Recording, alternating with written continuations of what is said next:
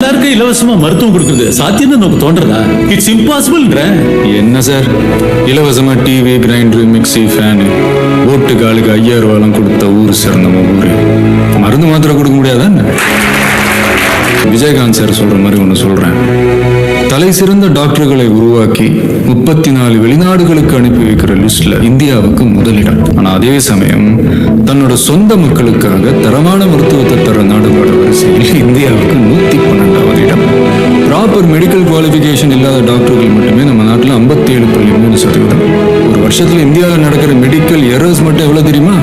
52 லட்சம். 120 கோடி மக்கள் வாழ்ற இந்த நாட்டில் வெறும் 120 பேருக்கு மட்டும் நல்ல மருத்துவம் கிடைக்கிறதுக்கு பேரு வளர்ச்சி கிடையாது. ஒரே ஒரு தடவை மெடிக்கல் செக்அப் போயிட்டு வாங்களேன். இதுல ஒருத்தர் கூட நார்மல்னு கை தூக்க மாட்டேங்க.